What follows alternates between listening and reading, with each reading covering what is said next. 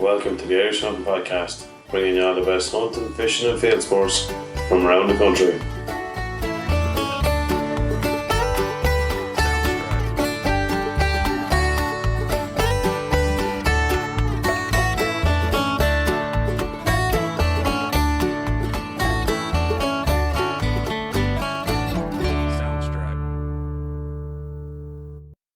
Welcome along to the Irish Hunting Podcast. We're back with episode 16. On this week's episode, we're going to be discussing all things infrared. We're going Pulsar versus ATN. We'll also be discussing a roundup of news around our gun clubs throughout the week, and as well as the impending or new legislation regarding IRs in Ireland at the minute. So, hope you all enjoy. Well, lad, how are you getting on? How are you, Brady? What's the story, lad? Just making sure we're on live We're here. all live. We're all geared up. How has the week been? We're on the Sexton single malt. Yeah, Irish whiskey. County Antrim. Yeah, she's full of flavour anyway. Definitely full of It's flavour. 8 o'clock in the morning, so what do you expect? Cheers, lad. Cheers, lad. Good luck and good health to you. I'm going to be straight out and honest. It's not my favourite. It's not no. Second tasting's a little bit better. A little bit better. You like it a little bit better, yeah. No, Yeah, it wouldn't be my favourite. Definitely you can taste the rum in it. Yeah, and there's I think it's aged in a sherry cask. We're saying, and there's a deep richness to it, isn't it? Yeah, there's definitely a lot of fruit going on in the Yeah, gel. yeah. But look, not probably our favourite one, No. but There's nonetheless, worse things you could be drinking it. absolutely, This hour in the man. morning. I find look, there's not too many whiskies I wouldn't drink. No, to be fair, I wouldn't. No, true. The Connemara one is probably my least favourite, but even there's times during the year where it's like sucking a solid turf through a straw, you know, that way. Honest to God, it's But it's like, don't worry about a good week. You feel like you've been too kind to yourself, so you have a sip of that there. Let's bring it back down to sort of a punishment in ways. Exactly. The other way we Irish like to do that, you know what I mean? Exactly. You can't have things going too well. No, Have a sip of that stuff there. It's Yeah. a misery. Just in case you're getting ahead of yourself. Yeah, just to exactly, Bring yeah. yourself back down. Holy fuck. But, Any look, crack? it's grand. All quiet, man. All quiet. What has been going on since I was talking last? Got me new Marlin. She's here Looks deadly. in all her glory. Deadly. So I was delighted with that. That was unbelievable quick turnaround. Brilliant, yeah. Hopefully mine is the same, Brad. Yeah, hopefully I won't hold my breath, but hopefully. No. In fairness, I dropped the license in on when did I drop it in? On the Friday, was it? Or Yeah. I had it in about 5 days. I Yeah. had it back in 5 days, that is some going, like. That's unbelievable. It's Like, unbelievable going, so it's so happy fucking there's days. a lot of jealous men out there. Yeah, waiting 6 that's months. going. How the fuck did you manage that? Yeah. I have to say it was a substitution. It wasn't a new application, so it was a substitution. But definitely, I like it. Took a couple of shots out of it. I didn't put my suppressor on it yet. I have to get it threaded. I have it on my license before anyone jumps down my throat. We'll be going into that now with more detail shortly. But I didn't even say that to you. Man, is there a bang out of that? Yes, sir, yeah. Holy fuck! I couldn't fucking believe it. I'm so used to the 2-2. Like, 2-2, yeah. with that 2-2 that you're at playing off me. Like there's even with Like like throwing stones. it's like honestly even with the what do you call them, the stingers, like the higher velocity rounds, fuck all of a bang. Man, there is a bang out of it. The bang out of that is bigger than the bang out of my 243 Holy with suppressor. jeez. 100%. There's serious fucking bang out of it, yeah. Sure, hope there's good stopping power in there, so. Hopefully so. That's why I went out last night across the road after the fox, and he was kind of. I put it this way: if I had the 243, I would have 100% took him. Yeah. With that, it was the first time now I kind of said, you know, when you hit a fox, you want to kill a fox. You know, exactly. Yeah. So he was just that bit far out. A lot of wind last night, and a lot of people say that the wind will really affect them rounds. So you want to start in closer and then probably push yourself and then out. push yourself. Yeah. Exactly. Now it was one of those nights. I had a 60 acre field wide open behind me. I was in a 40-foot wide gap in a hedge. The wind was on my back. The fox was in front of me. Yeah. He wasn't going to come any closer. So, but anyway, that was it. Wicked night for shooting, in fairness, Brian. Yeah, honestly, God. Yeah, no honest fair to God. play. What about yourself? What's been going on? Oh, look, I'm still recovering from nuclear dose I had during the week, as you probably know. You thought you were melting at one stage. So yeah, feeling a lot better today now. But so I haven't got out to feck all. I got I was tricking around, as you probably know, with the Pulsar and getting that kind of dialed in a little bit better. Yep, it's some difference. Finishing off the stuff with the calendars in the club. Yeah, which went really, really well. We've raised over €2,000 for the club. Fantastic. We're donating. We're due to donate about 250 to a local Dundee first responders to do the defibrillators and stuff like that. So we're going to top that up to £300. And we're going to present that to them hopefully next week. So which is it was left obviously. It was not last minute, but it was late in the day when we decided to do it. So we in fairness to Sarah, I got her to run out an additional 100 calendars. Yeah. Late notice. But she would have done them a lot more, I would say, reasonable for me, but I ran them out altogether. Yeah, 100%. Yeah. But people I've been sending them all over the country. I've one here to post down to Kilkenny this morning. Deadly. People on Facebook. Fair play to members of the Irish Hunting Podcast group. Yeah, they've been supporting us very well. I've sent nearly 20 calendars now over the country. Deadly. That's something that isn't honest to fuck out. They're well done in fairness, you know. Yeah. It's like a nice gift, and so yeah, doing that. So trying to finish off that, get the money into the club account, and we've vermin money to take in now, and we're planning how we're going to spend the club money and stuff like that, or the distributors, and the different projects we're going to do throughout the year. So deadly. Kept busy, even though I was, what would you say, I couldn't venture 10 metres away from my house. We'll just leave it at that. Yeah, no. I'm a fair man to sprint for 18 stone, buddy. There's times I often think when you're of a dose like that, you're thinking, I should have built a small slot shed. There's nothing worse than a man. Holy fucking hell. As a lad said to me before, we were working, he says, oh Lord, he says, such a dose gone through the house, though. The wife and the kids, the whole lot of us had. I says, are you serious? Yeah, and awful. I says, I suppose you'd be going out and get fucking, a heap of water into you. The first thing you need to do, he says, is empty the septic tank. It's overflowing. Yeah, something like that. Something like that. On that note, fuck, no one's eating their breakfast. Yeah. Sure, no, that's not too bad. I'm heading out to Gun Club later on today. We're going to top up all the feeders again, and it's kind of getting towards the last. We're in the dying stages now of the 2022-23 season, so we'll restock all the feeders, check all the boards, check everything. Yeah. Happy days. And then will it be next weekend or the following weekend? It'll be next weekend, I think. Yeah. We're doing the big cook out in the club. Yeah, so we'll have to come out to that. Jack is going to kindly, Jack O'Keefe, our resident chef, we're going to call him that. Yeah. He hasn't agreed to it, but... Yeah, no, exactly. We've guns, Jack. That's the bug. Good for us. That's the bug. He's going to come on, and he's going to come out and do a big game cook out in the club, so kind of wrap up the end of the year. So brilliant. Happy days, man, yeah. Brilliant. So looking forward to that. Just on that, as you probably know, I've been cooking Jack's recipe, and there was no correlation between I was just going to say it, Jay. Bad timing, but no, it was looked unreal. Out of this world. Pheasant is my favourite. Arnold's is the venison stroganoff. Stroganoff, yes. But the kids devoured both. No way, man. That is unbelievable. They were and very, very simple to do. If you're looking for something, like, you'd be talking about going out to a restaurant and stuff, for a Saturday night or something. Mm-hmm. You pull this together. I think I counted the Super Value had all the herbs, and actually they were reduced on special because some of them were slightly wilted and stuff. But still, perfect for a perfect bunch of herbs in the middle of them.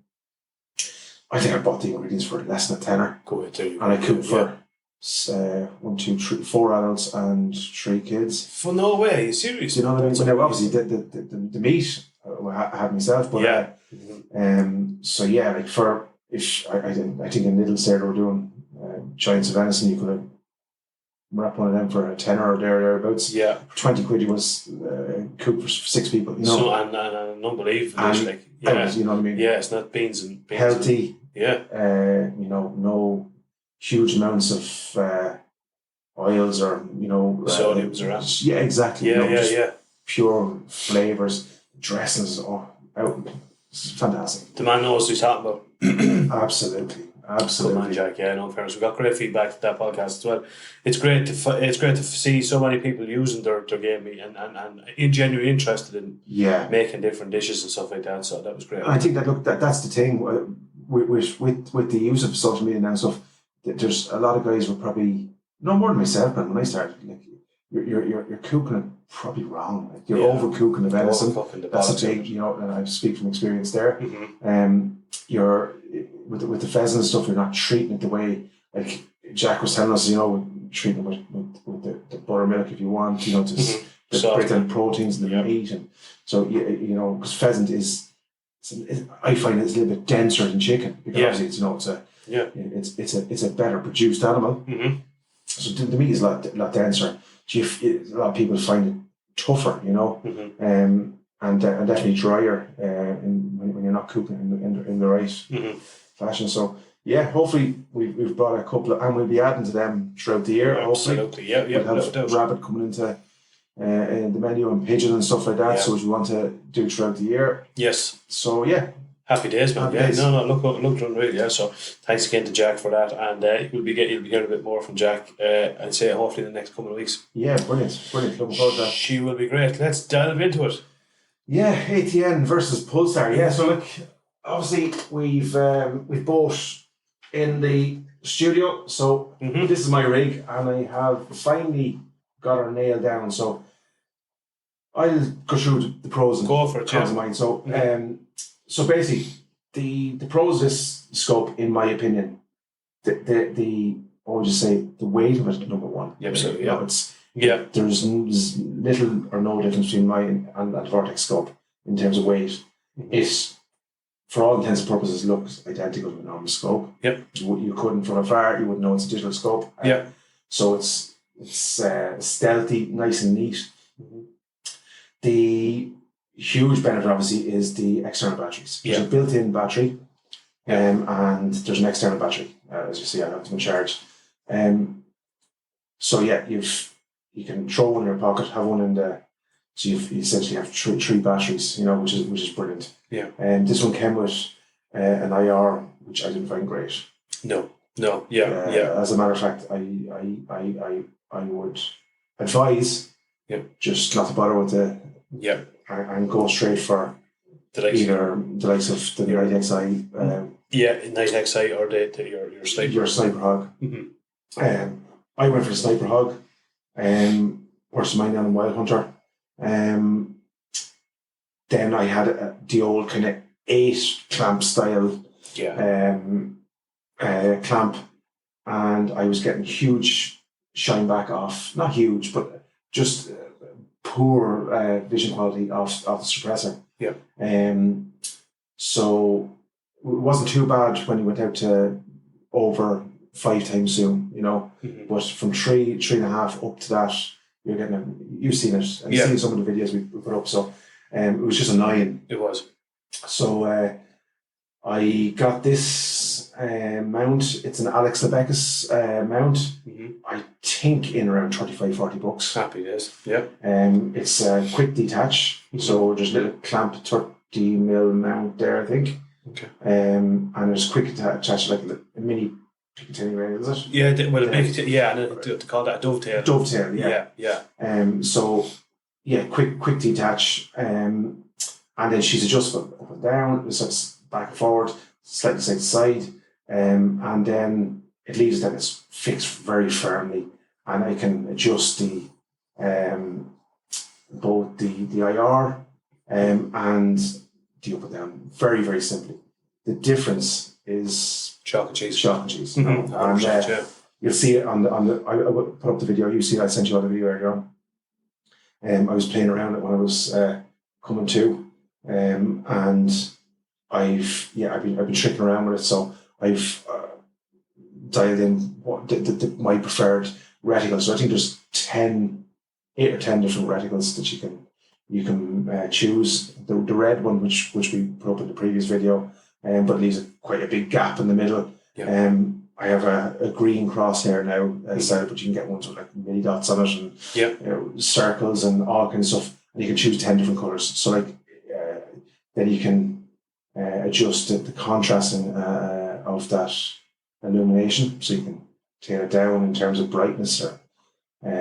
So I've kind of dialed in what I like. What you like, yeah. Mm-hmm. So huge functionality on that. And yet the clarity is amazing. Unbelievable. Yeah, I have to say, like, definitely, I think the biggest deciding factor of that was sorting out your IR. The IR. Yeah, because the first time you had it out, I wasn't overly impressed. I thought it was poor. Yeah. It was grainy. It was great. Yeah, it was bad, and that was all down to the IR versus the picture quality. You sent me a picture. Remember, you sent me a video, right? My initial thing was, what model is that? Yeah, didn't I? Did I say it was that Pulsar? Yeah. And was blown away with the quality. It was fantastic. Yeah, it was crystal clear. I think and I still have. I think when I'm out in the field and I'm pushing out in long zoom, I still think I can trick with it a little bit better. The Sniper Hog are sending us over actually the 66 LR head for this. Deadly. So what I didn't know when I bought these, and just give a Sniper Hog, I suppose a quick overview. All the bits of these are interchangeable, so you can get, this is a push button switch, you can get a ragtail or a dimmer switch, so you can flick off the back of that and put on your new switch. The heads are interchangeable, so that's I think it's the 55 LR if I'm not mistaken. I'm over 66 with the turbo pill. So this thing, I think, can push out 1,300 yards. Holy fuck. So, Jesus. They reckon, by all accounts, I just can't wait to see it. Yeah. Because again, we can compare and contrast. Absolutely, now. This one versus that. It's due over in the 18, so I can't fucking wait. Yeah. And I've got the Sniper Hog head torch now. Head torch, deadly. It's the 45. So, again, it's supposed to be unbelievable quality. And, fantastic. Yeah, so I've all interchangeable heads and pills and stuff like that. So yeah, that's pretty much it in a nutshell. I think look, all these scopes are kind of circle the same money, aren't they? You know, thereabouts. You're talking between, I'd say, 800 to 1,100. You know, yeah, that range. In that range, with or without IR, with or without Wi-Fi, and stuff like that. Different things. Yeah. The big thing I think that guys, and this is just, I suppose, this model here is obviously a demo model, right? So, but it has the Wi-Fi. Yeah. And I find that we've spoken about it. I think that's a huge plus. Yeah. If I was getting one without the Wi-Fi, I wouldn't be as enthused. Yes. Especially for where we're at demonstrations and stuff like that, it's nearly imperative. Yeah. But I think, as far as I know, just with the war and stuff like that, at the minute, the Wi-Fi models are hard enough to get. Okay, yeah. And I think the scopes are hard enough to get now anyway. That's another, we'll talk about in a second, are going to become harder to get. Yeah. But I think the Wi-Fi is fantastic. You can look at what you're looking at on your phone. Yeah. If you're going to shoot with me, you can actually see what I'm seeing. Exactly, yeah. And then the download capabilities, if you want to share it with your friends or your groups or your social media. Yeah, exactly. Your clubs, even you're showing me out hunting last night or whatever. Yeah. I think it's brilliant. Rather than coming home with the SD card. Now I know it can be done and stuff like that if you're set up for that. Yeah. I wouldn't be tech savvy. Yeah. So the Wi-Fi is brilliant it's a super job. I think it's a no-brainer, yeah. Definitely. So yeah, that's it in a nutshell, Brian. I love it. I think I'm head over heels. Love it. Yeah. I am most definitely. I've told one of the lads in Thomas Jack's I want one. Yeah. I want one with the Wi-Fi. I want the bells and whistles. Yeah. So yeah, I will be purchasing. Happy days, good man. Yeah. Any downsides at all, or the battery? This is just a couple of things to be careful of, right?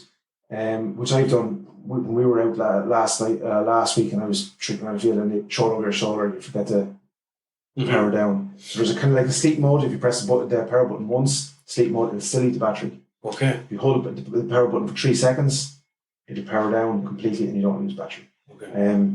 Now, obviously, the batteries in mine are demo model, they're second hand, and I'd say they're probably coming near the end of their life. It could be, they're being mini charged all the time. I would imagine, with being a demo model and stuff like that. So yes, I'd say they're not as good. I'd say that you'll still get your nice shooting, no problem. Yeah, 100%. It's just something to be wary of.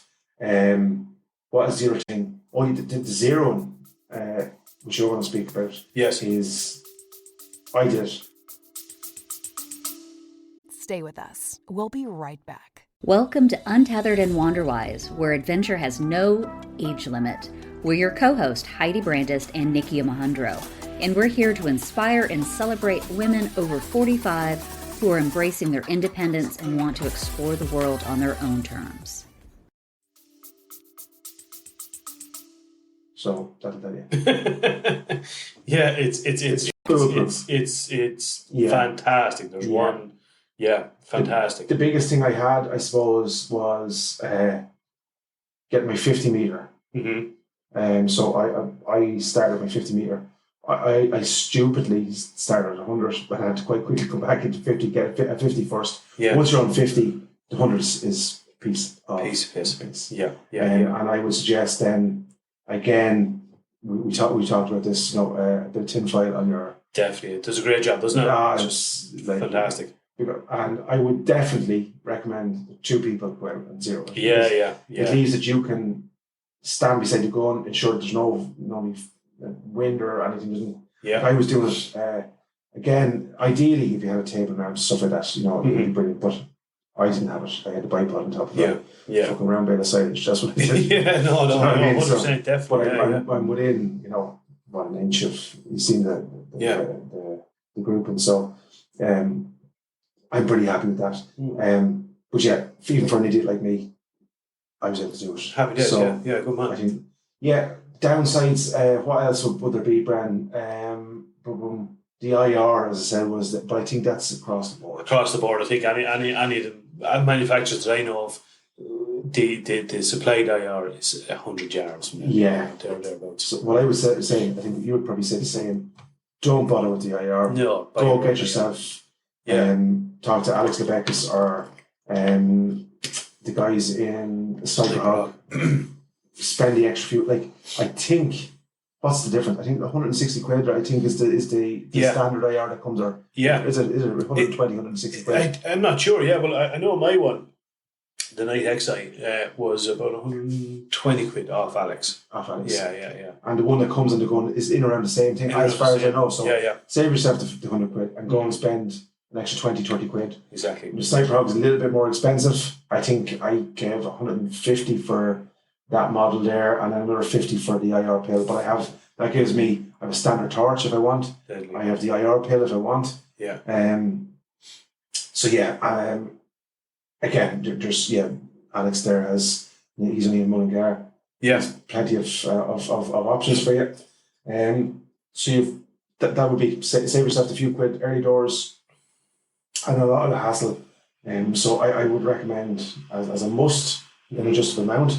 Yeah. And as a must an off-brand in terms of not one that comes with scope. IR. Yeah. So other than that, I'm sold, sealed, delivered. Pulsar. Happy days. Yeah. Come on. Fair bit. You give us the ATN. Well, you're an ATN man, so I'm ATN. Yeah. So I have this about 6 months now, I suppose.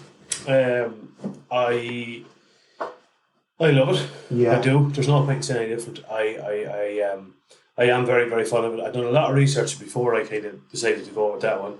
And I just kind of thought, sort of bang for buck.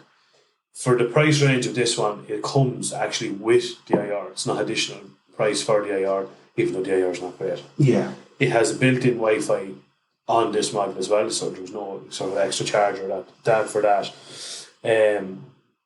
I like the picture quality. I think the picture quality is very, very clear. It's very good. It's very, very clear on it. Like you were saying, the amount, there's a built-in rangefinder on it. Now, it's not as straightforward as a normal rangefinder.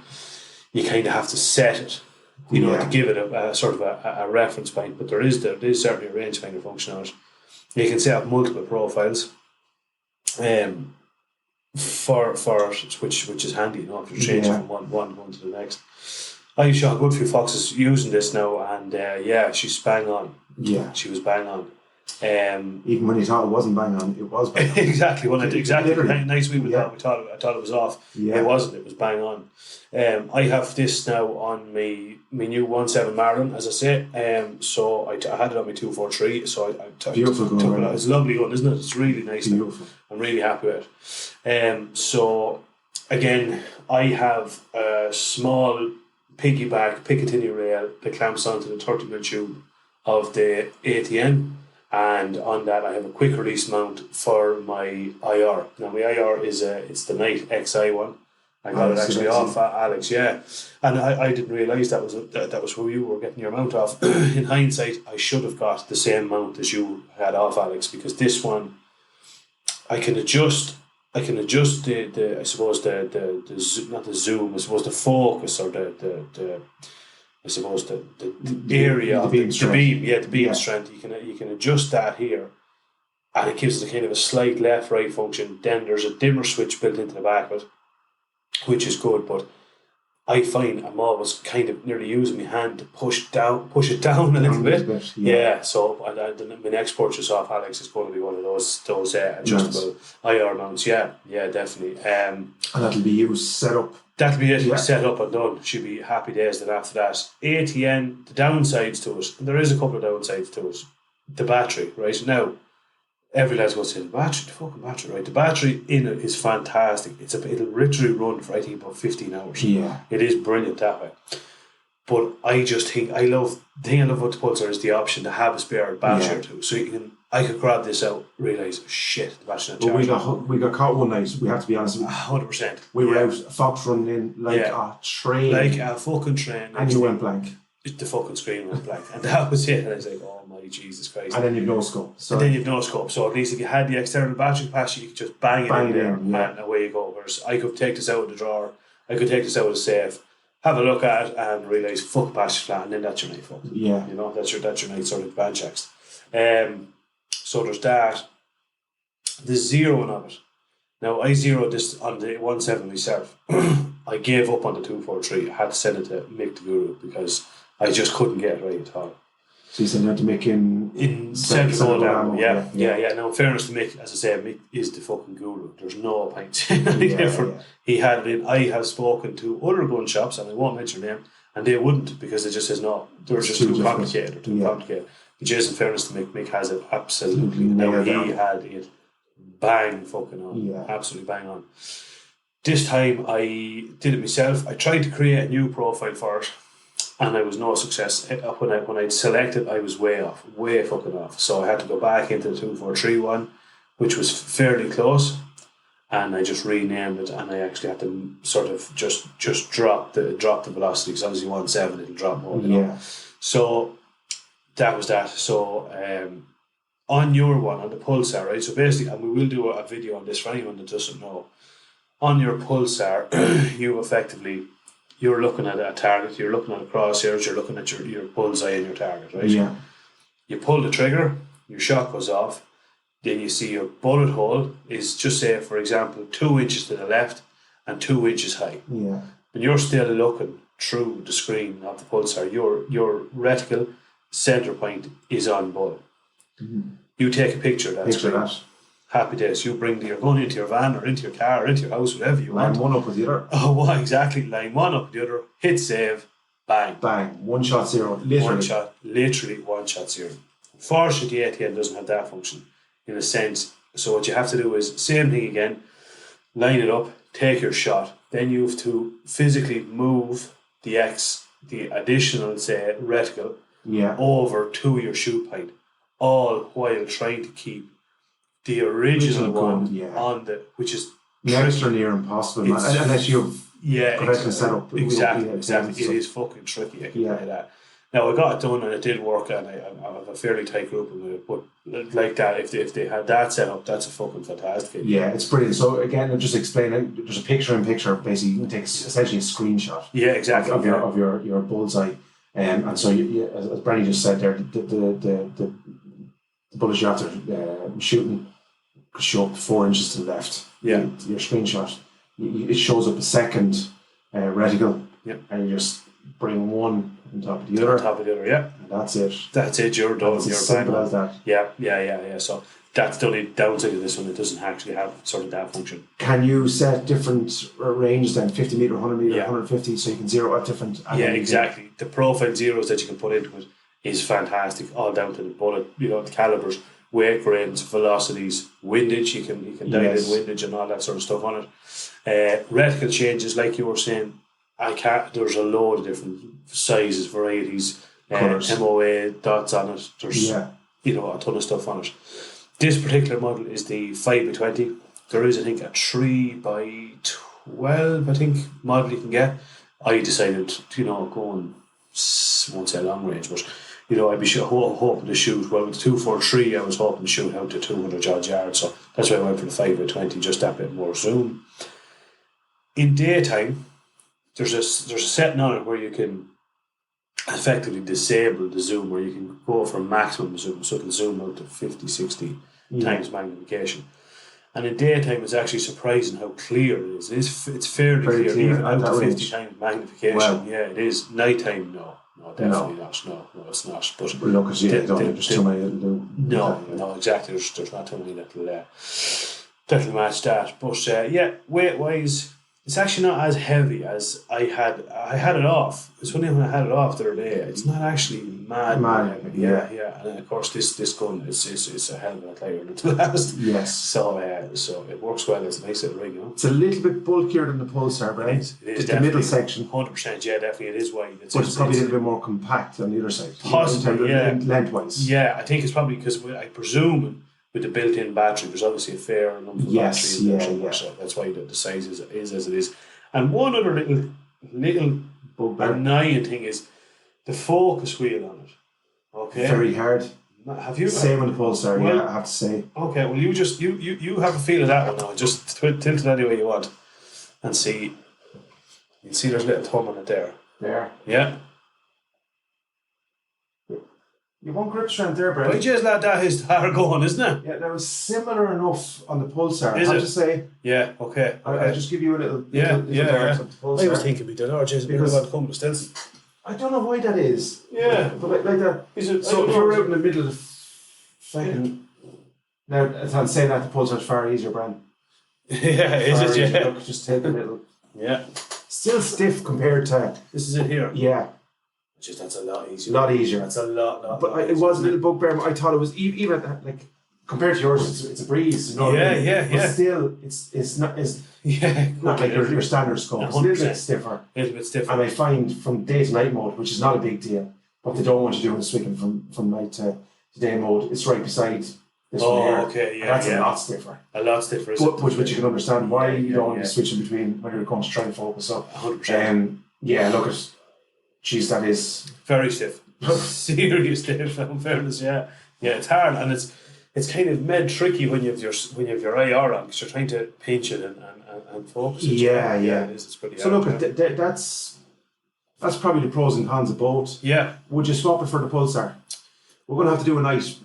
You have a peek through mine. Without a shadow of doubt, would I swap for the Pulsar? I'd like to get a bit more time with the Pulsar. Yeah, definitely. Yeah. And just have a bit of a suss and see what it's like, So we'll also going to do a couple of videos of. We'll do a zero one. I'll do a video a zero. I have one of mine there. We'll pop it up and show. Exactly. We'll show like for like, and you can make up your own minds after that, I suppose. Yeah. Is that it? Absolutely. Yeah. Absolutely. So, Marks out of 10. What would you give it?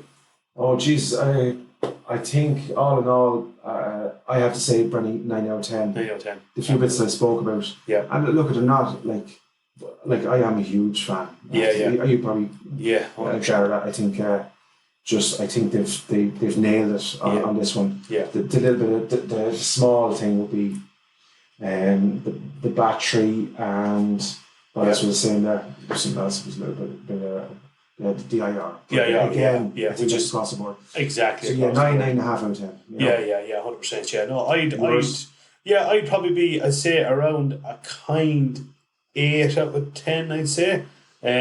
Just the focusing is kind of a big one. I think it's kind of an aim. Now I will say one thing.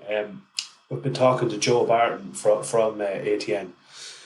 And there's one or two little things, just my little charge report cover came off. Yeah. And I wanted to get that just to stop any water back getting into it. And in fairness, was on to it again and bang, one in the post on its way. No hassle. No hassle at all. Dead sound. So.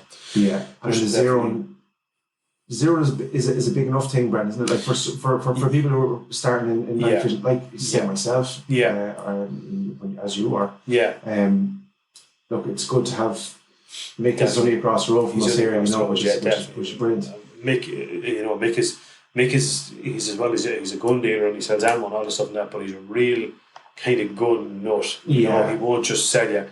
He'll know the ins and outs of it before he fucking sells it. Yeah. He liked the trigger on 243 for me and different bits and pieces like that. He's a wealth of knowledge. That kind of way. So he's a good man to have. Definitely. But on saying that, it's like if you're splashing out the bones of €1,000 on a scope. Yeah. It's a little bit of annoyance to have to go and try and drop the fella. Exactly, 100%. Yeah. So now, I will say one thing that I discovered during the week. When I got that first, I had I'd say about a piece of plywood as a set up as about 4 foot by 2 foot, which is fucking fairly big. Yeah. At about 100 yards, and I wasn't even hitting. Yeah, I was the same. Yeah, I wasn't even hitting. So then what I decided to do was, a lad, I literally seen a video on it, fucking some job. Take out your board. Take out your board. Look down through your bore, and if you can see your target, and then versus looking through your scope, and if you can't see, bring it in until you can see it. See it, You know what I mean? Simple as that, Little tricks like that, I suppose, yeah. Little tricks that will just get you on the page. Yeah. Like that, I stupidly went out to 100 metres. I'll be 4 foot by 4 foot. Roughly, it was the same. Yeah. And I think I must have been clipping underneath it. Yes. Say I went back into 50 metres, got on the board, and I did it then. Brought it. No problem. Went out to 100 metres again, did the same thing. Yeah. There's profiles in that one, as you know, for 50, 100, 150, 200, you can have as many profiles as you want. So yeah, no, I'm sold, sealed, delivered. I'm a Pulsar fan. Yeah. We're not getting paid to not yet anyway.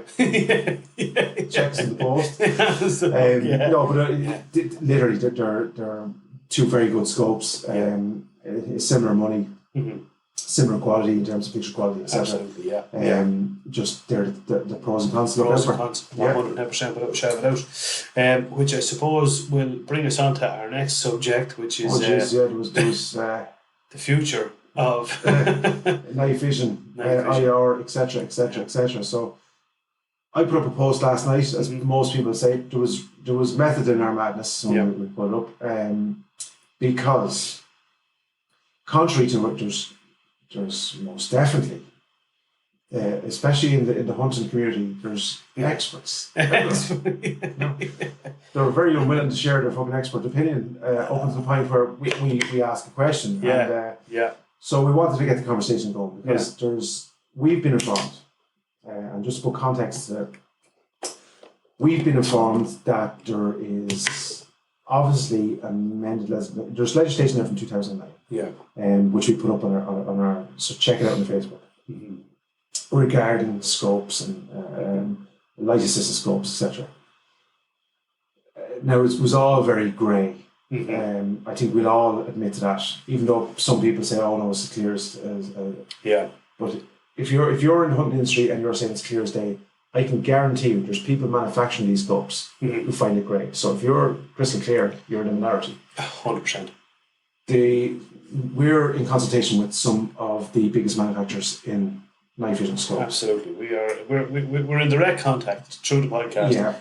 We would say 4 of the biggest night vision and pulsar manufacturers in the world. Night vision are a term. So like that's, and they have told us one of which had told us that they're actually stopping supplying the Irish market as of the 28th of December because of the changes around the legislation, or the enforcement around the legislation. Yes, yeah. So, and again, some of the gun suppliers in this country, we deal with 3 or 4 of them. And they're telling us as well that this is now that's on one side. And then on the other side, we have enforcement of this. What would you say? Legislation. Who are unaware of the incoming. Exactly. So there's a huge contrast there. I've reached out to the NARGC last night. I'm still waiting back what their take on it is. We're going to have Pádraig Breen on Thursday. Thursday. So before next weekend, we'll have a podcast out. Pádraig is the GDO of the NARGC. And we'll have loads of questions. And we have loads of questions from people coming in. So this will be one of them. But so like it's a minefield. There was people last night, should you not know, all you have to do is get permission off your super. I am informed by one of the manufacturers, 2 of the manufacturers, that a verbal permission is no permission. There's no permission, not how to shout.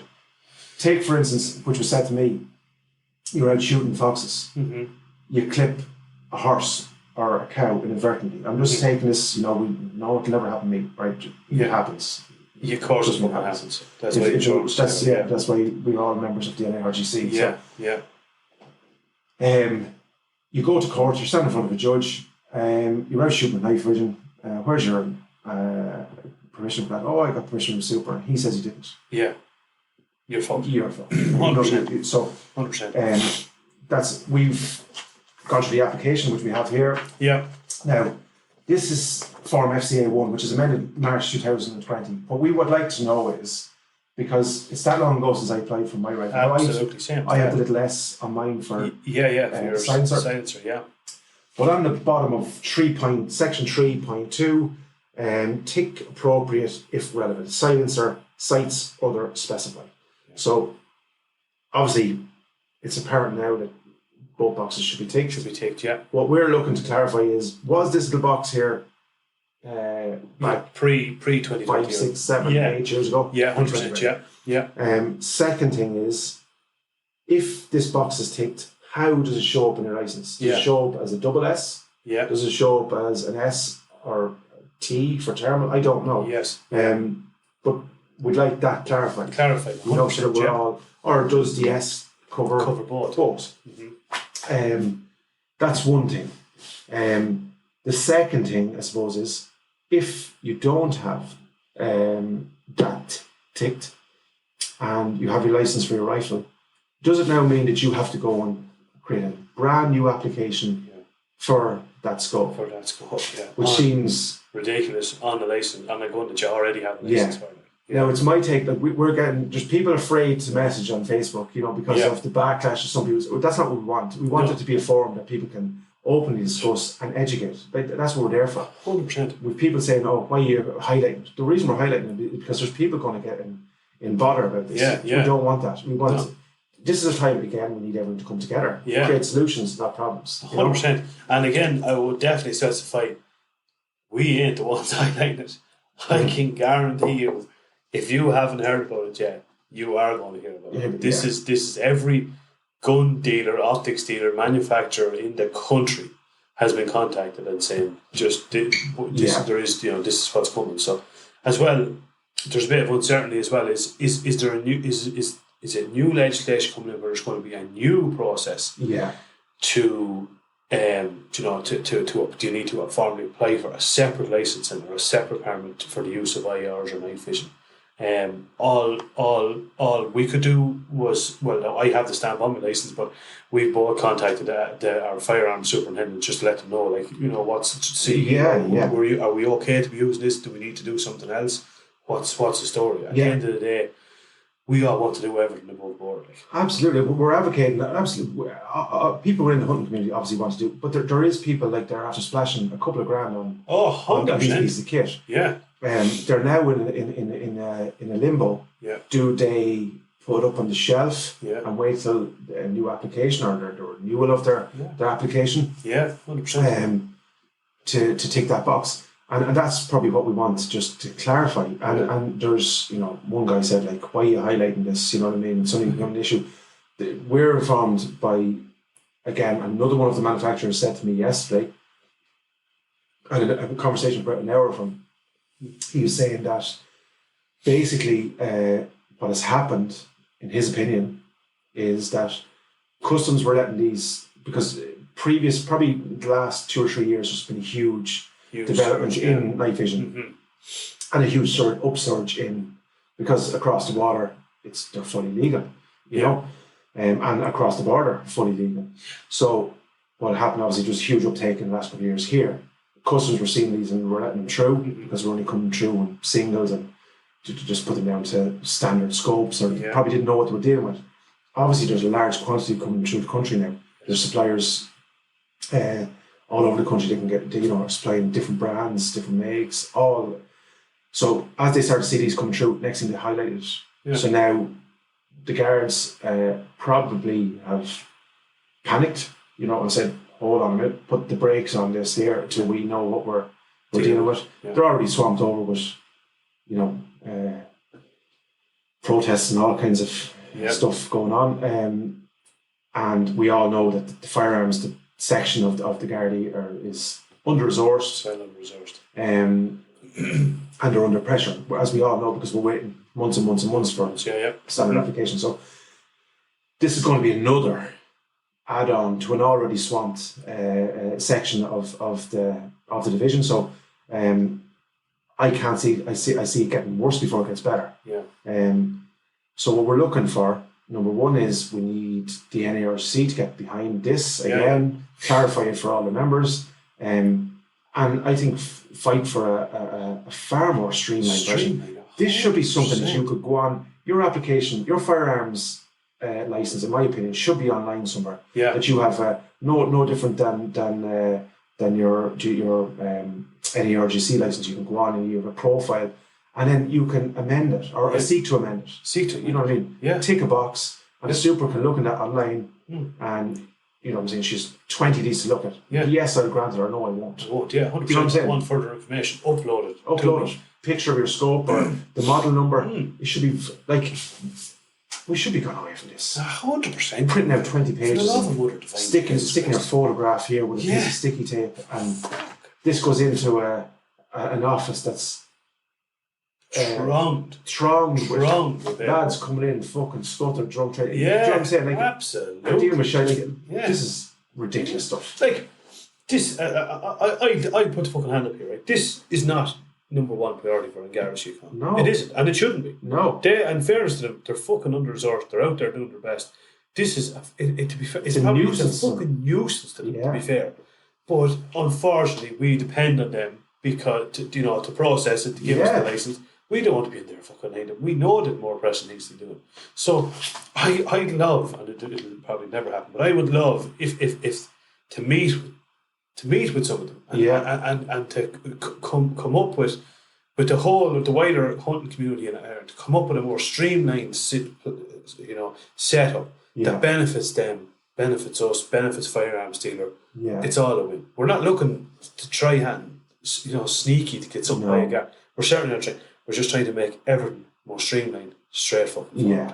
Simple as well. And look at this, guys. Like, there's going to be views out there, right? Traditional hunters will argue, night vision, that's cheating, or right. We have moved on from the days where, you know what I'm saying, there was 500 acre farms or 300 acre farms left, right and centre. Farms are sparse now. There's a couple of acres here, as we know from our farms. You have 10 acres here. You could have 5 acres across the road. You have another 10 acres down the road. Yeah. Houses in between. Yeah. You have people out foraging. You have people out lambing this time of the year checking. So you've far more, what would you say, popular hazards. Yeah, exactly. So night vision is in my opinion, is a safe alternative. It's a no-brainer. It's a no-brainer. It's like night and fucking day. It is like we were talking about this earlier. Like up in certain parts of Wicklow. Now, I'm certainly not advocating, before everyone jumps, I am absolutely not advocating that you should be using night vision scopes for shooting deer. Don't agree with it whatsoever. Not a fucking chance. Deer should have a fucking. But you're out after foxes that are destroying your herd in a situation. You're out there. You need to be able to see. Like, how many times, and any lad that says he hasn't is bullshit. How many times have you thrown a lamp in a field somewhere, seen a set of eyes, and had to go, is it a fox? Yeah. Do you know? I think it is, but I'm not too sure. Now, it has happened to me. I count this fucking time. Yeah. It's happened. I know it's happened to you. I'll tell a story, Brent, and this is from a guy, a good friend of mine, I know very well, a serious deer hunter. Yeah. Now, he has sections all over the country. Yeah. A very, very well respected man. We haven't had him on the podcast or anything, but he's a hugely experienced man, shooting all his life. He told me, under section, he was in an area not too far from here. Yeah. One night, he was scoping out, herds for. Basically, there was an equestrian centre, highly bred horses and stuff like that. Yeah. The owners got a section because these stags were pissing in the fucking the hay, and there was these horses would be, I don't know, in excess of a couple $100,000 worth of foal. This type of stuff. Anyway, they got a section. He was going out doing his due diligence, seeing what the herd was like, you know what I'm saying? So, scoping out. At night time, he said, there was lads out who shouldn't have been there, right? Yes. And they were hunched down in the middle of the fucking grass. And he said, like, they were out illegally hunting, right? Yes. But I'm just giving this as a case in point, right?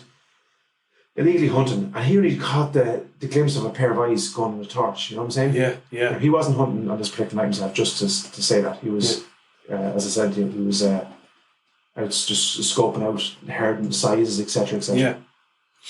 But he said, for instance, had he been another poacher, do you know what I'm saying? There was a man in there, literally, with a gun, and he could have, picked up a set of eyes. Yeah, yeah. Do you know what I'm saying? 110%. So, and that's how, as how simple. Now I know that's what would you say, a story that's irregular or once off. Mm-hmm. But again, you were saying foraging. I put up the story last night. I'm being devil's advocate. Night vision. There's days up on the Wicklow Mountains where, at 2:00 in the day, the clouds are nearly sitting and it feels like 5 o'clock at night. Vision's poor enough. We've all been there where a deer is coming. Like you set up your deer with your backs up, etc., etc. What is to say that there's not a guy in camouflage open gear picking mushrooms or hill walking? Yeah. Hill walkers tend to be they don't be in luminous gear. No.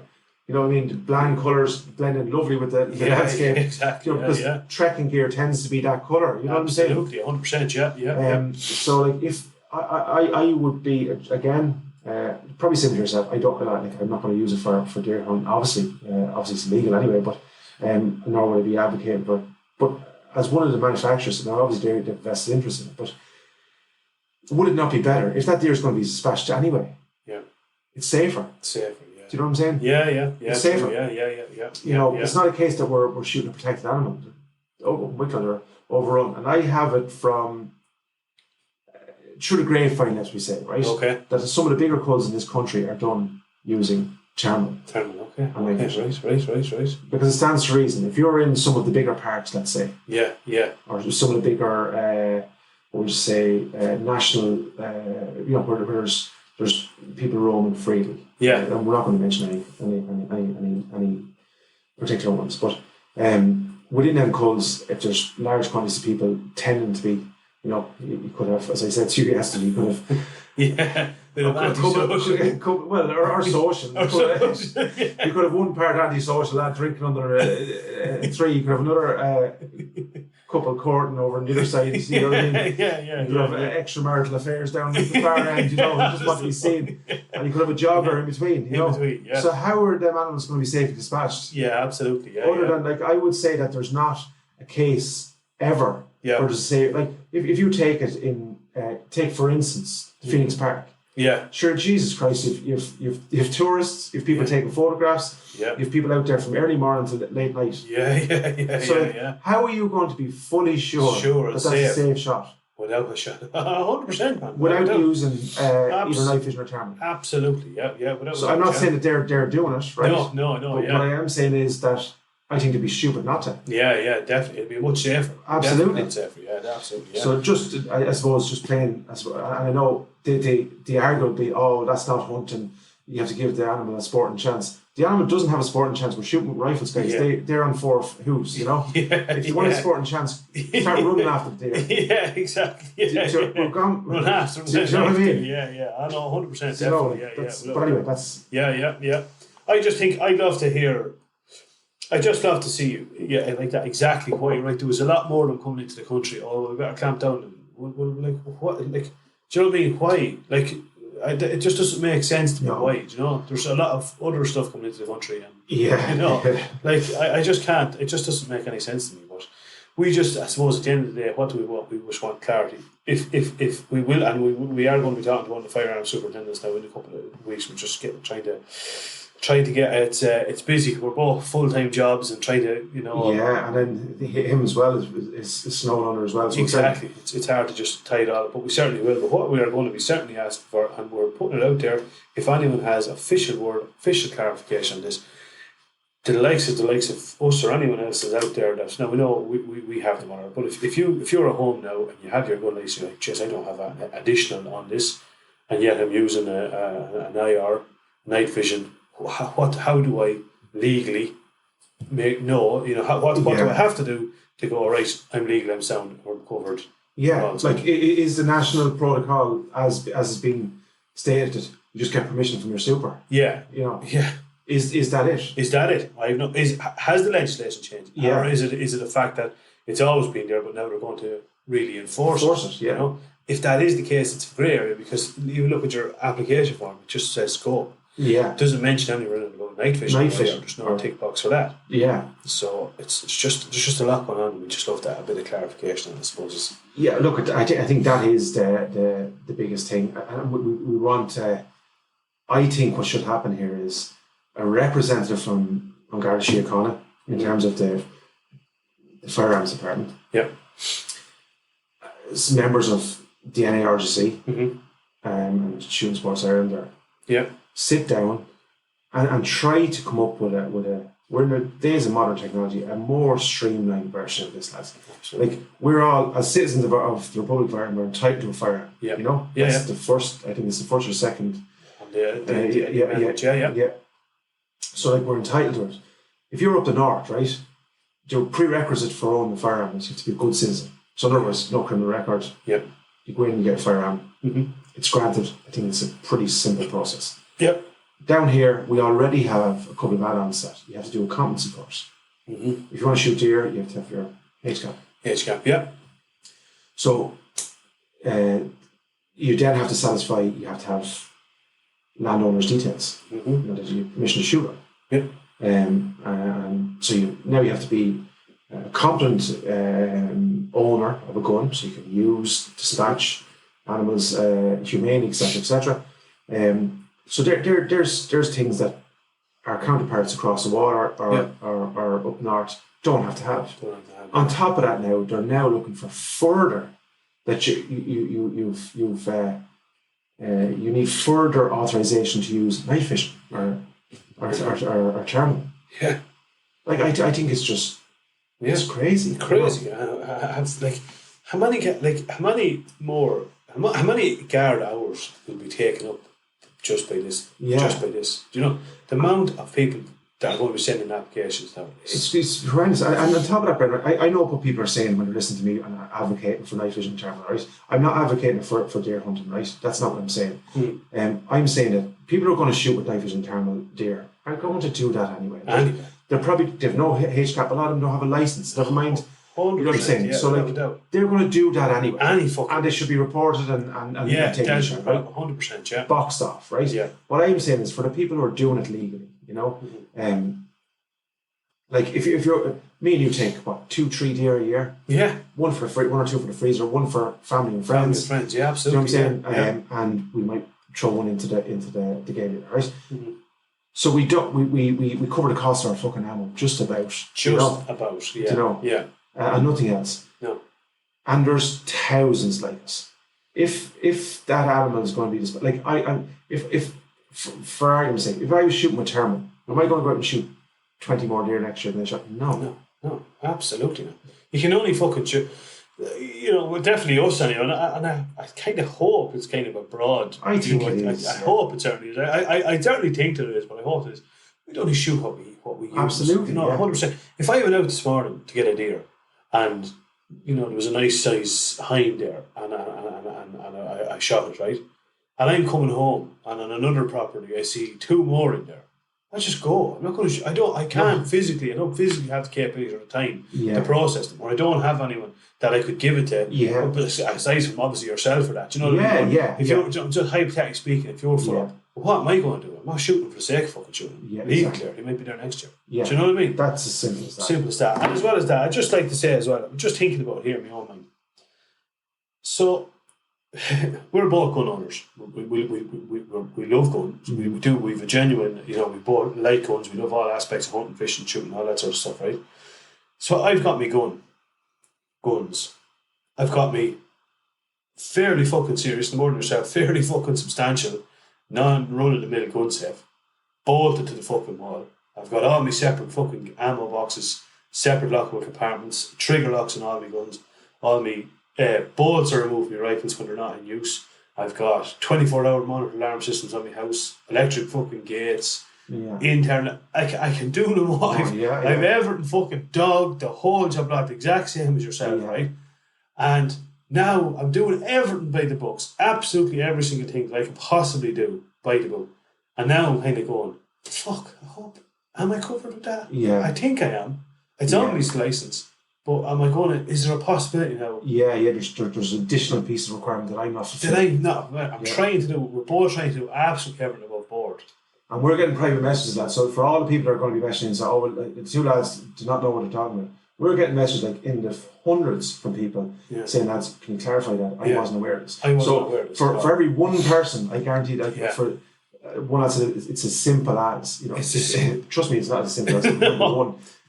Because if it was simple, every hunter in the country would know. Like, did anyone like, I've just searched through quickly now, and I have to say, the NRC website, I've seen no references just as of yet. Now, they might be able to point us in direction. Obviously, there's a lot of stuff up this time of year. Yeah. So, but like, I didn't get any notification on it.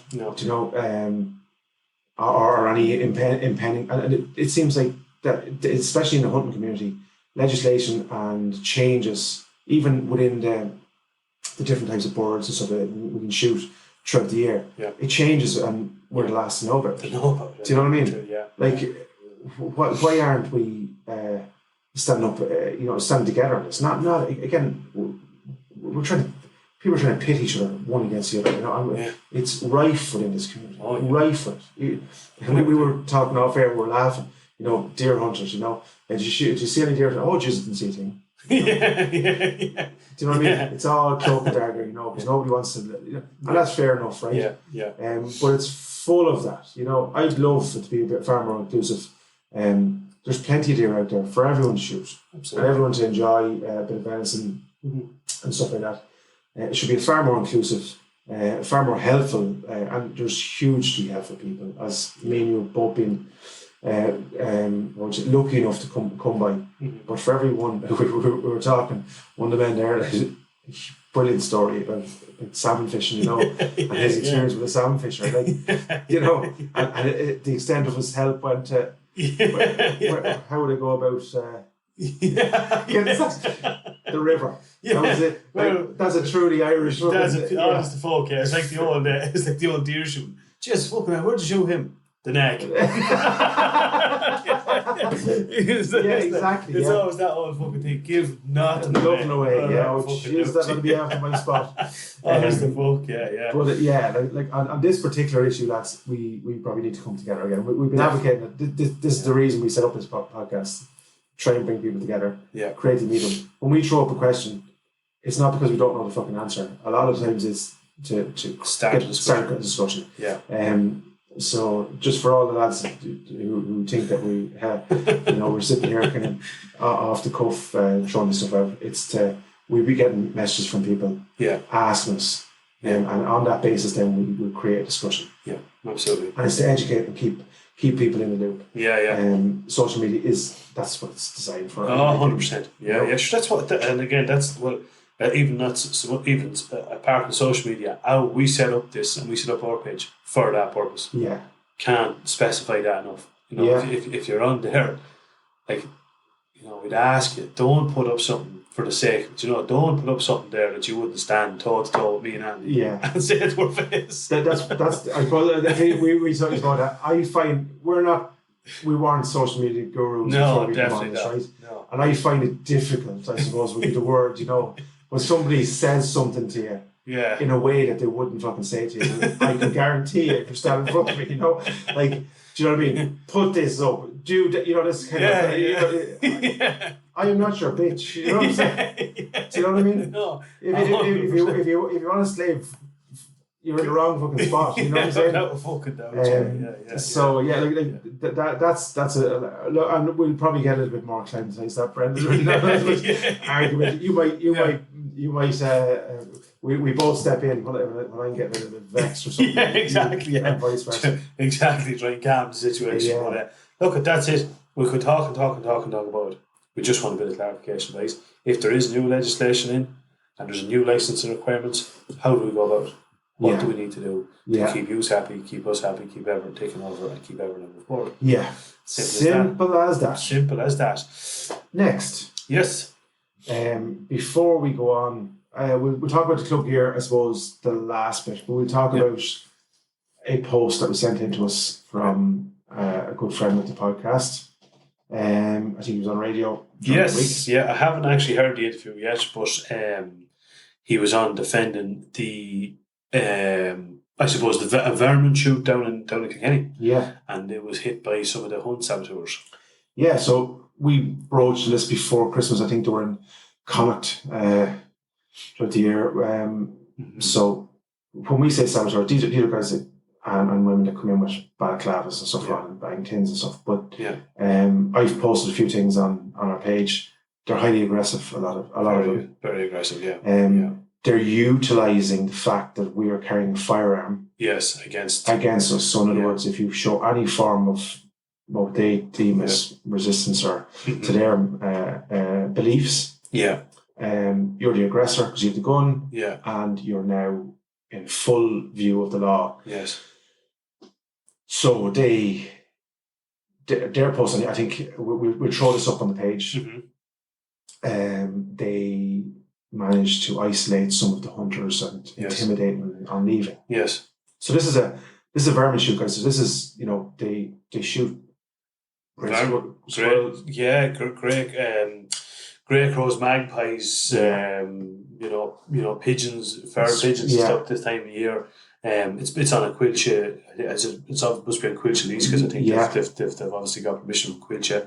I think they do it maybe twice annually. Yeah. I think. Why do they do it? They do it for the benefit of the wildlife. Which is ironic. Which is so fucking ironic. So for the ledrums that's in that fucking because we both seen it. I've seen it umpteen times, and I explained this to people who didn't believe me. I was sitting in Galway with Aval's uncle, Howie Basil, and he said, "Why do you trap magpies?" And this is a true story.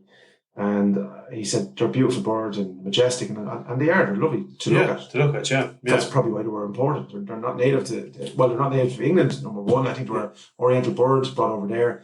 The story goes that they were blown over from Wales, made their way down to Wales in a storm across Ireland, and that was the story that I was told many years ago. So they're not native to here. They've come over, and they will annihilate nests. And they'll annihilate small birds. We were sitting in Basil's conservatory. He's a huge nature fan. Bird feeders all over his garden and stuff like that. Little birds come in. And we're sitting having a cup of tea.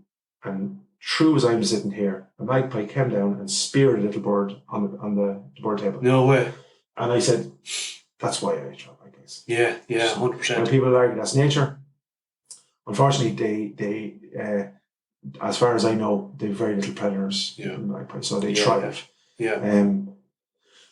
So especially in woodland where you've preserved species like woodpeckers and stuff like that. You know what I'm saying? And quilcha, along with the NARGC and gun clubs and conservation clubs throughout the country, are trying to. You've corn crate projects, partridge projects. They're trying to create habitats that are safe for these birds to thrive again. Yeah. The magpie and grey crow, feral pigeon, squirrels, grey squirrels, are not conducive to that. No. They're if you're looking at conservation, they are anti-conservation. Absolutely. They want, wipe out exactly whatever's there. So by these guys coming down and sabotaging the hunts with their tins and stuff like that, they're actually they're going against the very principles that they exactly. I thought it was Shane O'Neill, is it Shane? Yeah. Was telling us that he, in fairness to him now, well-spoken man, knows his stuff. What would you say? Yeah, he's very much proactive. I think in India, in RGC and he's what would breeds you say? Pheasants, huge dog man. Yeah, shooting all his life, hunting all his life, fishing. Absolutely, knows the benefits of good conservation stuff as well, and. It was him. He was chatting to me last night, but I think on the radio interview, which he is going to, I think it'll be published later today. He's going to send us on the link, so we'll certainly put it up on our Facebook. He says, I think one of the questions from one of these saboteurs was, you'd shoot a magpie. Yeah, he says, well, would you shoot a puppy in the face? Do you know? Like, no, my puppy's not eating. No, exactly, no, definitely, I wouldn't shoot a puppy. So what's the difference? Well, one fucking flies for starters, whether you fucking, whether you're aware of that or not. And like a puppy is not absolutely desecrating our native wildlife. Yeah. 100%. So obviously, no. I'd argue this point. If I was to illegally import an American bald eagle, a pair of, and throw them into the arsehole of, Hartlenbog or someplace, and nobody knew and they thrived. They're not a native species, and they start to breed. And 10 years from now, there's 20 of these flying around, and they're looking down and they're starting to fleece cats and small lambs, and they're fleecing partridge and pheasant and stuff like that. I'd argue, what would you do with them? Would you cage them and keep them conserved, or would you try and trap them and export them, or would you try and dispose of them? Yeah. Now, obviously, if they're only in their small numbers, you could trap them and bring them back to their country of origin. But if, like the magpie or the grey crow, they're flourishing now, they're no millions. The millions. That's not a viable option. No. So the numbers have to be like. I would argue, for any of them saboteurs to have a little look. Lambing season's coming up now, right? Yeah. And what happens in lambing season is there's, you could have 100 ewes in the field. They give birth. Mm-hmm. As we all know, there's afterbirth, a huge delicacy for the grey crows and magpies and foxes alike. Yeah. But when that's all starting to get thin on the ground, so you have an influx of these animals or these birds coming in and hoovering up all this. Yeah. When that's gone, they're still hungry, So they'll turn their beady eyes towards the lamb or the sheep. Mm-hmm. And I've seen holes no more than you have, Brian.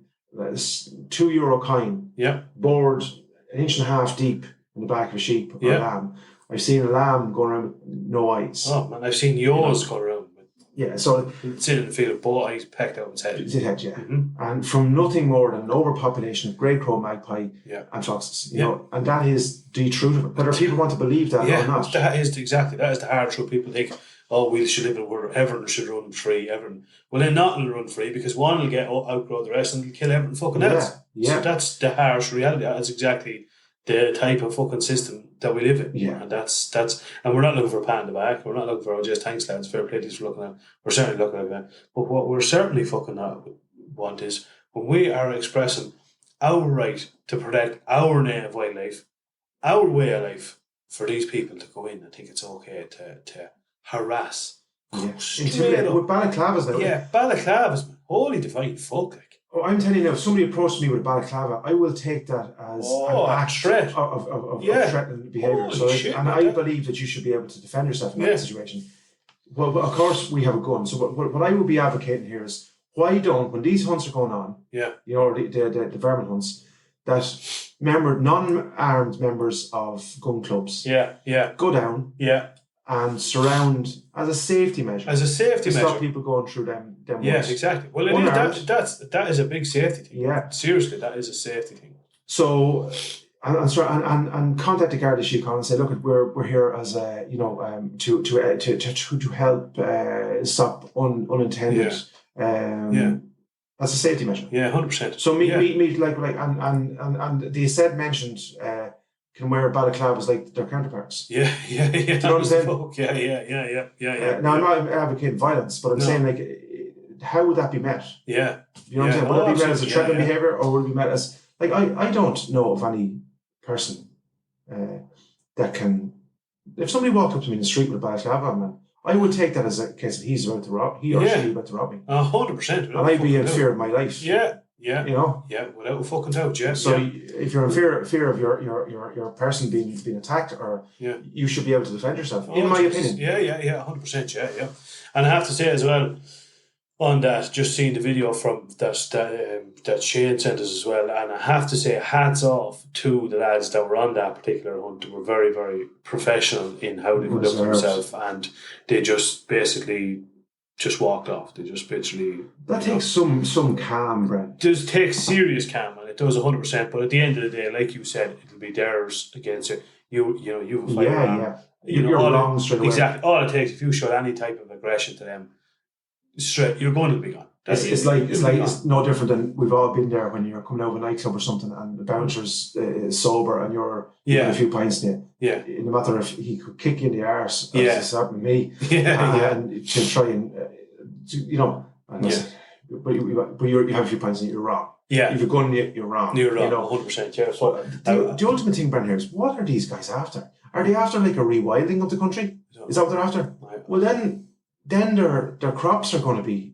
Yeah. Are they going to go back to picking crop wildly or picking berries? I don't. What is their ultimate aim here? Go back and eat your avocados. That's absolutely desecrating the fucking the largest rainforest in the world. But what is the goal here? Like, is it stop all farming and hunting? If that's the case, then crop farming is that part of it? You know, or are they looking to take back all the land that's been farmed for animals so they can grow more of their crop? Yeah. And then even kill even more wildlife than the people who are there to protect it. Yeah, honestly, it doesn't make any sense to me. Honest to God, it doesn't make any fucking sense. I don't know what their goals are. Involved in the countryside, no, I do not know what the fuck their goals are. But as I said to you, I would err with caution if you are out there on a hunt somewhere. I think that is a great idea. I think if you're out there and say if you're doing and you think you're susceptible to it, have a couple of fellas or men or women on the entrances that if they do come in, if they get in, that you can at least let the people know. Yeah. Geez, lads, you're in there. There is people on the way into you, right? So, okay, grand, break the gun, remove your cartridges and walk out. Unfortunately, you shouldn't have to do that.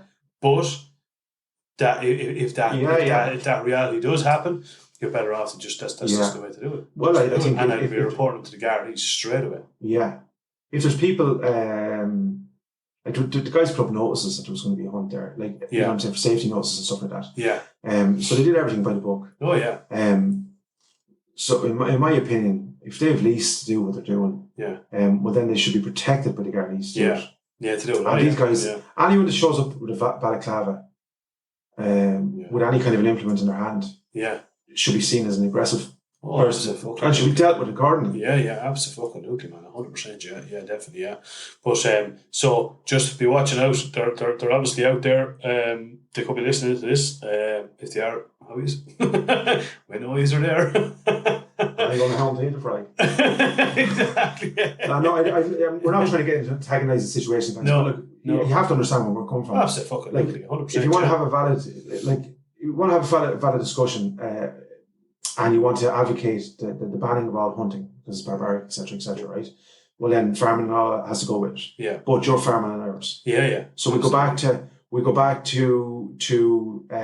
surviving like we did a couple of 100 years ago. And I can guarantee you we'll survive better than you will. Yeah. You know what I'm saying? Because we know how to do it. Yeah. You don't. Yeah. Do you know what I'm saying? Definitely. Try so long you can live on berries, man. Yeah. But we'll hunt. You know what I'm saying? We can hunt with a piece of with a knife and a piece of line and a hook. So like, we will we'll eventually we'll outlive you and outgrow you, and we'll come back exactly the same place we're at again. Exactly the same. I know, honest to fuck, yeah. So it'll be interesting to see go fucking Anthony's getting fucking riled here, right? Give me more than one whiskey. I'm being as the fella says, we're not going to fucking give them any more airtime. No. But just beware, they are out there. And as much as you would love to show, if you're unlikely that you are in a situation that, if you are, just walk away. We've discussed it, myself and my partner have discussed this, that if we're approached by them, one of us will take the guns, walk away, and the other one will try and come in between. Yeah. You know what I'm saying? Yeah, Safely. Safely, yeah, 100%, yeah, definitely. But have a plan. Yeah. One immediately ring the guards, contact your Gardaí. Yeah. Try and get your firearm in a safe position. Absolutely. In other words, that's what we've decided to do. Yeah. Do you know what I'm saying? If somebody's approaching me and I have the gun, I will obviously break the gun, hand it to my hunting buddy. Yeah.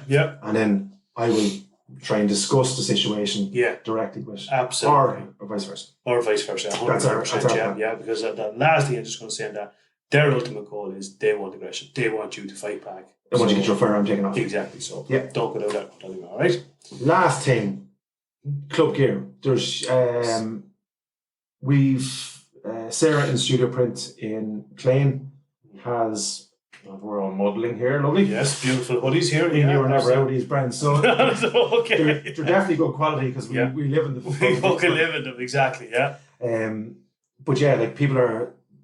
Since before Christmas, there was people mad after the hoodies. Where'd you get the hoodies? Yeah, where'd you get the hoodies?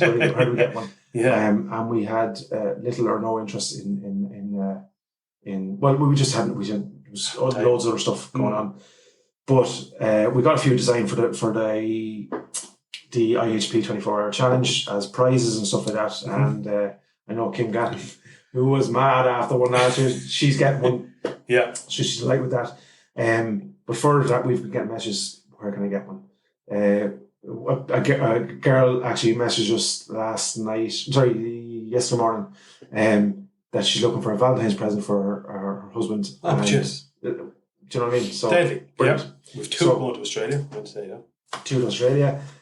So we're running date. I think we've the few that we've got produced are already gone. Yeah. So I'll be back on Sarah. What we're trying to do is we're trying to come up with like a bulk order for her. So considering the amount of people that are interested in them. So we're doing tees, hoodies, beanies, and maybe caps if we can get nice caps. Yep. So that's for the time being. Yeah. We'll be doing there's bumper stickers and bits and pieces there as well. But we'll be doing them for starters. And Sarah's going to put together a deal price for us, on a kind of semi-large order. So that we're waiting on that to come back. She's going to do a pricing schedule for us, so that we're not going to charge outrageous prices or anything like that. So we want to try and, so if people want it, that they can get them affordable and reasonable, and they're a lovely piece of leisure wear. Deadly, in fairness there, yeah. So, we'll have more, we're going to try and put up maybe a link when we get from details. We'll put up a sort of an orders link on their Facebook page and stuff, so you can literally kind of go on there and order one, and we'll get it out. And just lads, a couple of the prizes. Richard at that, the main prize winner, he's been given his prizes and all that. There's a couple of more lads we were just waiting until a couple of the stickers came in, because we want to say there's a couple of stickers and stuff like that with the stuff, and there's 1 or 2 people that won prizes or ordering jumpers and stuff like that, so we're just waiting to have it all in together. We should get it all out there this weekend. Yeah, brilliant. It should be good. And thanks everyone for the support. It's been amazing. I think Facebook is grown beyond our, like it's not huge numbers at the minute, but it's grown exponentially from our point of view, considering the amount of time we're up there. Yeah. And we're starting to get a lot more traction on that, and that's thanks to you guys. So thanks a million. Thanks a million, 100%. And again, the podcast downloads have absolutely gone through the roof. So there's people listening to it for some reason or other. Whatever reason, and thanks very much for that. Absolutely. We really do appreciate it. Before we wrap up, Brandon, next week, Thursday, we're having Pádraig Breen he's the GDO of the NARGC. We've a lot of questions ourselves. Yep. Absolutely, And say he's dreading coming on. But, I know, like it's our first collaboration with the NARGC. We'd like it to be a regular occurrence. We want to. We are the main medium in the country as part from the hunters to the mainstream, I suppose, is what you would say. So we want to make that a little bit more regular, a little bit more vocal. And we want there's people emailing with all their problems and that they're experiencing similar across the country. So if we can create this medium between them and you guys, then it'll be a win. That's what we set up for. Absolutely, we can have a chat with them. Any questions you have, you'll get us on Facebook. You know what? I'm not going to give you know where to get us. Facebook, Instagram, etc. What's it called? The Irish Hunting Podcast. You might have heard that once or 6 million times this stage. And I'm looking forward to it because, in fairness to them, I know we sometimes kind of point out the NARGC for certain things. The NARGC boys at the end of the day, bottom line, are doing some fantastic huge work. Fantastic. Isn't there a partridge or a grouse rewilding program that they're kind of kicking off as well? Yeah, there's concrete projects. They're in the schools. They're doing some what would you say, like I suppose an education programs for pupils around hunting, conservation, and all things field sports, I suppose. So they're there. There are a fantastic organisation. We actually, I just mentioned quickly, we got all our membership packs because I say our gun club has joined up with the NARGC, and the detail that went into them. Do you know what I mean? Yeah, you know when you get a thing and there's like the little booklets, little pamphlet then on like gun safety and different, little wildlife things to be looking out for and stuff like that. Just a real nice thing. So anyone that's thinking of becoming a member, I would definitely urge you to do something. Yeah. They're a great part. And we, like, as I say, probably, it's very easy from the outside to criticize what they're not doing. But like this year, like there's the bag count. You can log into your account online now and do your bag count online. Yeah. The huge development, huge amount of work went into that. Yeah. As you said, the conservation projects, they hand out a lot of money. Yes. In terms of you get rebates back on your vermin and your birds. Oh yes, yeah, absolutely. So like they put a huge amount back in. Yeah. And then they do a lot of as you say, promotional work, and but I'll say that we're still going to be asking questions that you guys want to ask. 100%, yeah. So get them into us 100%. One of the guys from the NRGC, he was just ringing there, so he must have heard us. He must have heard us. Happy days. Well, that's it for this episode. What are we? 16? Episode 16 man. Wrapped up in the fucking bag, lad. Deadly stuff. Happy days, and we will talk to you all next week. And again, we'll have Pádraig from the NRGC on. Over and out, man. Have a good one.